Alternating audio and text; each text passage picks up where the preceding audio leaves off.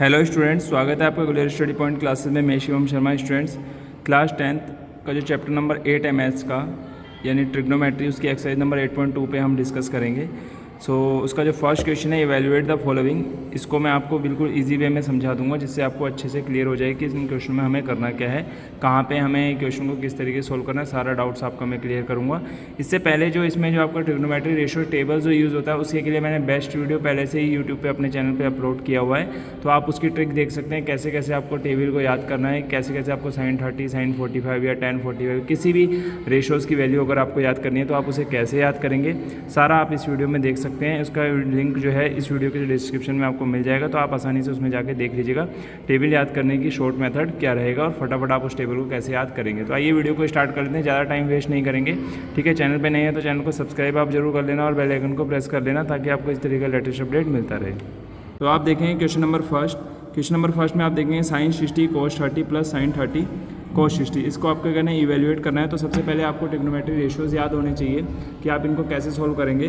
तो मैं यहाँ पे अभी वैल्यू लिख रहा हूँ, हालांकि इस पर रिलेटेड वीडियो जो है मैंने चैनल पे अपने अपलोड किया हुआ है, तो आप उनको देख लेना, जिससे आपको इसका रेशियो याद हो जाएंगे। देखो sin 60 का जो वैल्यू होता है, मैं डायरेक्ट वैल्यू के अकॉर्डिंग लिख रहा हूँ। sin 60 का जो वैल्यू होता है आपका √3/2 होगा, ठीक है, इंटू cos 30 का जो वैल्यू होता है वो भी आपका क्या होता है, √3/2 ही होता है, ठीक है, प्लस sin 30 का वैल्यू आपका 1/2 रहेगा, ठीक है, मल्टीप्लाई cos 60 का जो वैल्यू होगा वो भी आपका क्या रहेगा, 1/2 रहेगा। जब आप इनको सोल्व करेंगे तो देखिए ये दोनों आपके क्या प्रोडक्ट में है, तो इनकी सिंपल मल्टीप्लाई हो जाएगी।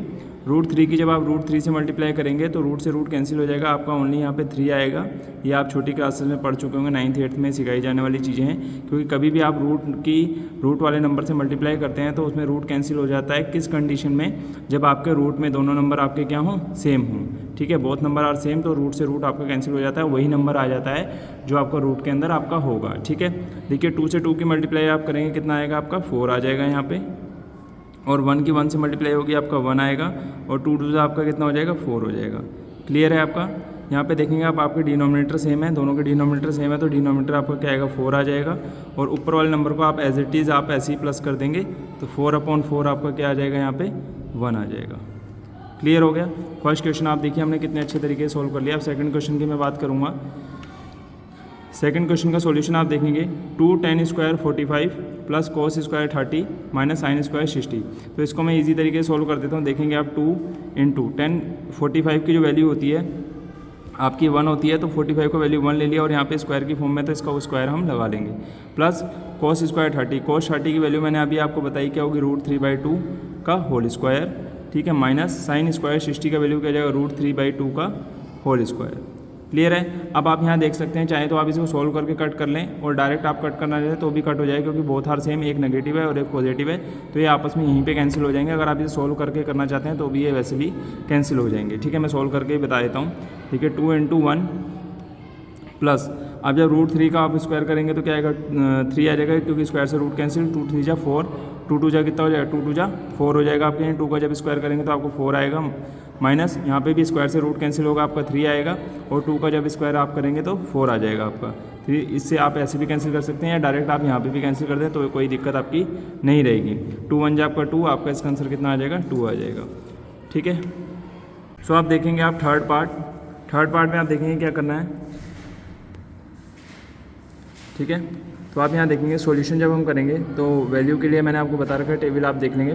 cos 45 का जो वैल्यू होता है आपका 1/√2 होगा, एंड sec 30 का जो वैल्यू होगा, देखिए sec जो है आपका cos का उल्टा होता है, तो आपका cos 30 की जो वैल्यू होती है वो √3/2 होती है, तो sec 30 की वैल्यू आपकी 2/√3 हो जाएगी, ठीक है। प्लस वैसे ही cosec 30 जो है आपका, cosec जो है साइन का अपोजिट होता है, यानी उल्टा होगा, तो आप उसमें जो है sin 30 का वैल्यू पुट करेंगे, यानी क्या आ जाएगा, 2 आ जाएगा, क्योंकि sin 30 का वैल्यू जो है 1/2 होता है, तो यहाँ पे वैल्यू आपका 2 हो जाएगा। अब इसको नॉर्मली सॉल्व कर दें। देखिएगा आप ये रूल बचपन से देखते आ रहे हैं, छोटी क्लासेस देखते आ रहे हैं कि फ्रैक्शन में जब 2 नंबर होते हैं और वो एक दूसरे के अपोन में होंगे तो नंबर रिवर्स हो जाएंगे। यानी एग्जांपल के लिए मैं आपको रफ में समझा देता हूँ, अगर a/b/c है तो ये नंबर रिवर्स, यानी लास्ट वाला नंबर ऊपर की तरफ चल जाता है, और ये दोनों नंबर आपस में मल्टीप्लाई में आ जाते हैं। तो ऐसे ही ये √2 जो है इस वाले नंबरों के साथ मल्टीप्लाई में आ जाएगा, और √3 आपका कहाँ चल जाएगा, ऊपर की तरफ चल जाएगा। तो मैं इसको यहाँ पे नॉर्मली लिख देता हूँ, 1/√2 ब्रैकेट में यहाँ पे देखिएगा 1 से 2 की मल्टीप्लाई करेंगे आप 2 आएगा, और √3 की 2 से जब मल्टीप्लाई करेंगे क्रॉस मल्टीप्लिकेशन में तो आपका यहाँ 2√3 आ जाएगा।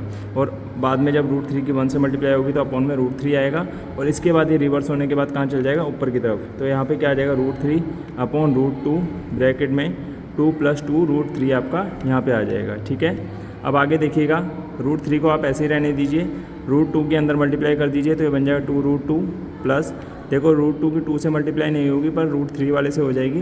रूट में जब नंबर अलग अलग होते हैं तो उनकी मल्टीप्लाई करने पे रूट के अंदर मल्टीप्लाई हो जाएगी, पर नंबर जब सेम होते हैं तो रूट कैंसिल हो जाएगा। देखिए √2 की जब आप √3 से मल्टीप्लाई करेंगे तो यहाँ पे आपका √6 आएगा, तो इसे आप लिख देंगे 2√6 ही। ध्यान रखिएगा, कभी भी रूट में अगर नंबर अलग अलग होंगे तो आप उनकी जब मल्टीप्लाई करते हैं तो उनकी मल्टीप्लाई सिंपल तरीके से होती है, जैसे आप नॉर्मल मल्टीप्लाई करते हैं और नंबर आपका रूट में आ जाता है। बट रूट में जब नंबर सेम होते हैं तो रूट आपका कैंसिल हो जाएगा। देखिए अब इसमें आपको 2 कॉमन लग रहा है, तो 2 को आप इजी तरीके से क्या कर सकते हैं, कॉमन ले सकते हैं। यहाँ पे आप देखेंगे 2 ब्रैकेट में √2 प्लस √6। अब देखिए ये आपका आंसर वैसे आ गया है, बट आपको एग्जैक्ट जो आंसर निकालना होता है इसमें ट्रिग्नोमेट्री में, तो अपॉन में अगर आपका कोई रूट वाला नंबर होगा तो उसको आप क्या करेंगे, हटाने की पूरी कोशिश करेंगे। जब आप इसे हटाने की कोशिश करेंगे तो आप रेशनलाइज करेंगे, तो आप लिखेंगे रेशनलाइज बाय इसके अपोजिट से आपको रेशनलाइज करना होता है, जो आपको डिनोमिनेटर में दिया होता है। रेशनलाइज बाय डिनोमिनेटर लिखेंगे या रेशनलाइज बाय √2 माइनस √6, यानी जो आपको अपॉन में दिया होगा उसके अपोजिट से ही, आपको डिनोमिनेटर के अपोजिट से ही मल्टीप्लाई करना है। जब आप मल्टीप्लाई करेंगे तो आपका नंबर क्या आ जाएगा, मैं आपको बता देता हूँ। √2 प्लस √6 मल्टीप्लाई √2 माइनस √6 अपॉन में क्या आएगा, √2 माइनस √6 आ जाएगा। अब जब इससे आप मल्टीप्लाई करेंगे, देखिए √3 और 2 क्या हैं, दोनों नंबर अपोजिट हैं, तो ये √6 हो जाएगा। √3 की √6 से जब आप करेंगे तो रूट क्या आ जाएगा आपका 18 आ जाएगा। अपॉन यहाँ पे देखिए एक a + b की फॉर्म में है और एक a - b की फॉर्म में है, तो ये क्या बन जाएगा, 2 तो ऐसे ही रहेगा, ये बन जाएगा a² माइनस b²। क्लियर है। आगे आप देखिएगा यहाँ पे √6 को आप ऐसे ही रहने दीजिए, √18 को आप ब्रेक कर लीजिए 9 × 2 में। ठीक है, क्यों करना पड़ेगा, क्योंकि √18 को हम रूट में नंबर में तोड़ सकते हैं, तो इसलिए हमें रूट के उसमें ब्रेक करना पड़ेगा इसे। थोड़ा सा आप यहाँ देखेंगे तो यहाँ पे 2 स्क्वायर से रूट कैंसिल होगा, यहाँ पे 2 ही आएगा, यहाँ से स्क्वायर से रूट कैंसिल होगा तो यहाँ पे 6 ही आएगा। ठीक है, √6 को आप √6 लिखेंगे, 9 का रूट अगर आप निकालते हैं 3 आ जाएगा, तो ये रूट से बाहर आ जाएगा और रूट के अंदर क्या बचेगा, ओनली 2 आपका बचेगा। अब 2 में से 6 को माइनस करेंगे, आपका माइनस का 4 आ जाएगा, यहाँ पे ब्रैकेट में रहने देंगे अभी से। अब यहाँ पे देखिए नीचे वाला नंबर माइनस में है, ऊपर वाले नंबर प्लस में है, बट हम क्या करेंगे, नीचे वाले माइनस साइन को हटाने के लिए, ठीक है, ऊपर वाले में से माइनस कॉमन लेंगे, तो आपके डिजिट चेंज होकर क्या बन जाएगी, 3√2 माइनस √6, क्योंकि नेगेटिव जब हमने माइनस साइन जब कॉमन लिया तो माइनस वाला प्लस में कन्वर्ट हो जाएगा और प्लस वाला माइनस में कन्वर्ट हो जाएगा। ठीक है, और यहाँ पे जब माइनस से आप 4 की 2 से मल्टीप्लाई करेंगे तो -8 आएगा, माइनस से माइनस आप कैंसिल करेंगे, तो यहाँ पे आंसर जो आपका आएगा 3√2 माइनस √6 अपॉन क्या आ जाएगा 8, यही आपका क्या होगा, एग्जैक्ट आंसर होगा। नेक्स्ट क्वेश्चन की अगर मैं बात करूँगा तो नेक्स्ट क्वेश्चन आप यहाँ देख रहे हैं sin 30 का वैल्यू क्या होगा, 1/2 प्लस tan 45 का वैल्यू आपका 1 रहता है। ऐसे ही cos 60 का जो वैल्यू रहेगा, आप cosec 60 का जो वैल्यू रहेगा आपका 2/√3 हो जाएगा। अपॉन में sec 30 का वैल्यू 2/√3 प्लस cos 60 का वैल्यू आपको बता रखा है क्या होगा, 1/2 cos 60 का वैल्यू 1/2 रहेगा और cot 45 का वैल्यू आपका क्या रहता है, 1 रहेगा। ठीक है, अब इन सबके अपॉन में आप 1 मान लीजिए, सबके बेस आपको सेम करने हैं। जब आप सबके बेस सेम करेंगे तो देखिए डिनोमिनेटर में क्या आ जाएगा आपको 2√3। ठीक है, अब जिनके अपॉन में कोई नंबर नहीं है उनसे आप क्रॉस मल्टीप्लिकेशन लगाएंगे, 2 की मल्टीप्लाई 1 से भी होगी और 2 की मल्टीप्लाई 2 से भी, और √3 की मल्टीप्लाई 1 से भी, और √3 की मल्टीप्लाई इस वाले 1 से भी होगी। ठीक है, मैंने आपको एरो लगा के समझा दिया। बेस मैंने पहले ही मल्टीप्लाई एंड डिनोमिनेटर की मल्टीप्लाई मैंने पहले ही कर ली है। √3 की 1 से मल्टीप्लाई होगी, √3 आएगा। अब 2 की 1 से भी होगी, √3 से भी होगी, तो आपका क्या आएगा, 2√3 आएगा। यहाँ पे देखिए 2 की मल्टीप्लाई 1 से भी हो रही है और √3 से भी हो रही है, तो यहाँ पे आप डायरेक्ट 2√3 लिख दीजिएगा। ठीक है, अब यहाँ पे 2 की मल्टीप्लाई 2 से होगी तो क्या आएगा आपका, यहाँ पे 4 आ जाएगा। ठीक है, अपॉन यहाँ पे देखिएगा सेम वही कंडीशन, अपॉन में पहले आप 2√3 लिखेंगे। ठीक है, क्लियर है। फिर यहाँ पे देखिए 2 की मल्टीप्लाई 2 से होगी तो 4 आएगा, ये देखिए यहाँ पे। फिर √3 से 1 की मल्टीप्लाई होगी, √3 की इस वाले 1 से भी होगी और 2 की भी इस 1 से मल्टीप्लाई आपकी होगी, तो यहाँ पे √3, फिर 2 की 1 की 2 से भी और √3 से भी जब मल्टीप्लाई होगी तो क्या होगा, यहाँ पे डायरेक्ट हम क्या लिख सकते हैं, 2√3 लिख सकते हैं, क्योंकि 2 से भी होना है और √3 से भी होना है, तो हम 2√3 डायरेक्ट लिख लेंगे। 2√3 से 2√3 आप कैंसिल कर देंगे, 2√3 से 2√3 आप क्या कर देंगे, कैंसिल आउट कर देंगे।